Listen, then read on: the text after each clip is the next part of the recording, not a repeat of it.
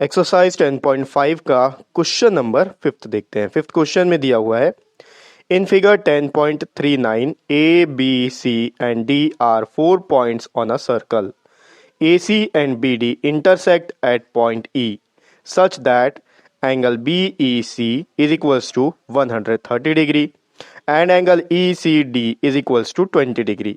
Find angle B A C. देखो question में आपको यहाँ फिगर दिया हुआ है 10.39 आपको दिख रहा होगा।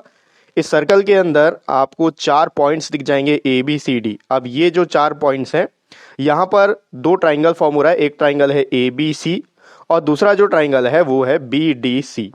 अब ये जो ए सी और बी डी है यहाँ पर ये दोनों एक दूसरे को इंटरसेक्ट कर रहे हैं पॉइंट ई पर।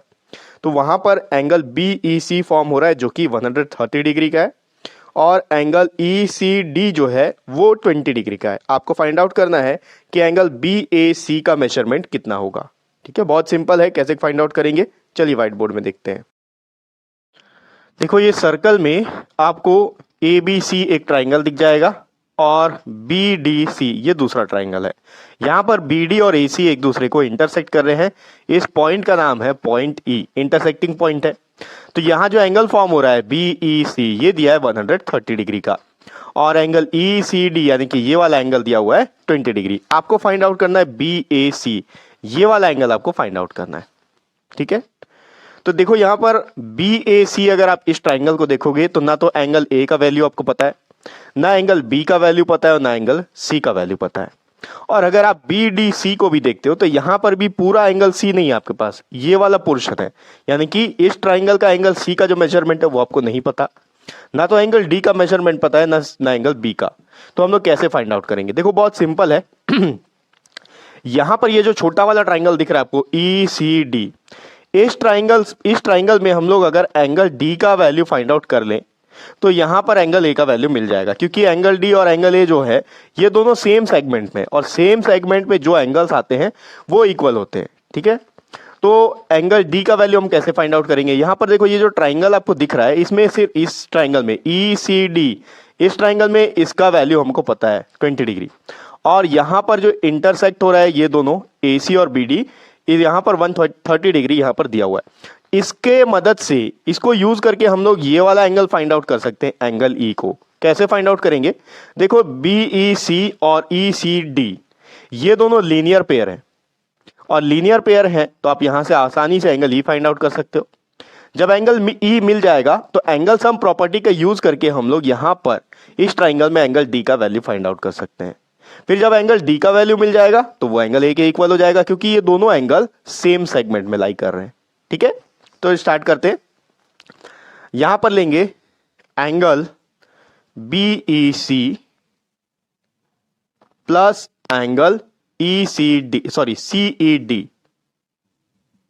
ठीक है, ये वाला एंगल और ये वाला एंगल, ये दोनों एंगल मिला के लीनियर पेयर फॉर्म कर रहे हैं, तो इन दोनों का सम 180 डिग्री होगा। यहां पर आप लिख सकते हो लीनियर पेयर। बीईसी का मेजरमेंट हमारे पास है 130 डिग्री, तो ये हो गया 130 degree plus angle CED is equals to 180 degree. 130 यहां पर प्लस में, इधर शिफ्ट करेंगे तो माइनस हो जाएगा। Angle CED is equals to 180 degree minus 130 degree. Angle CED का मेजरमेंट आ गया 50 डिग्री, यानी कि ये वाला एंगल जो है सीईडी, ये वाला एंगल है 50 डिग्री। अब हम लोग यहां एंगल सम प्रॉपर्टी का यूज करके एंगल डी का वैल्यू फाइंड आउट कर सकते हैं। Now angle in triangle E C D, इस ट्राइंगल में angle E plus angle C plus angle D is equals to 180 degree. Bracket पे आप मेंशन करोगे कि ये होता है एंगल सम प्रॉपर्टी के द्वारा, angle sum property of triangle. E का वैल्यू है 50 डिग्री प्लस एंगल सी का वैल्यू क्वेश्चन में गिवन है 20 डिग्री। ठीक है, देखो सिर्फ एंगल सी लिखा हूं इसका मतलब ये नहीं है कि ये जो 20 डिग्री है ये इसका नहीं है। ECD का वैल्यू देखो, ECD जो चीज यहां पर बीच में है उसी के बारे में बात हो रहा है, उसी एंगल का मेजरमेंट दिया हुआ है। ठीक है, तो यहां बीच में C है तो C एंगल C का ECD में एंगल C का मेजरमेंट 20 डिग्री है। BEC देखो, यहां BEC में इस एंगल E का मेजरमेंट 30 डिग्री है। तो यहां पर हम लोग मेंशन कर चुके हैं कि इन ट्राइंगल ECD हम लोग बात कर रहे हैं, ECD इस ट्राइंगल के बारे में बात कर रहे हैं, तो एंगल E का मतलब ये वाला एंगल और एंगल C का मतलब ये और एंगल D का मतलब ये। ठीक है, तो इसमें आप लोग कंफ्यूज मत होना। तो ये हो गया 50 + 20 प्लस एंगल D का मेजरमेंट फाइंड आउट करना है इज 180 डिग्री। ये दोनों मिलके हो गया 70 degree plus angle D is 180 degree. 70 को राइट साइड शिफ्ट कर देते हैं, angle D is 180 degree minus 70 degree, यहां पर प्लस में था उधर शिफ्ट करेंगे तो माइनस हो जाएगा। Angle D is 110 degree. Angle D आ गया अपना 110 डिग्री। तो अगर एंगल D 110 डिग्री है तो एंगल A भी 110 डिग्री होगा अकॉर्डिंग टू थ्योरम 10.9। ठीक है, थ्योरम 10.9 क्या बोलता है कि सेम सेगमेंट में जो एंगल्स लाई करते हैं उनका मेजरमेंट सेम होता है।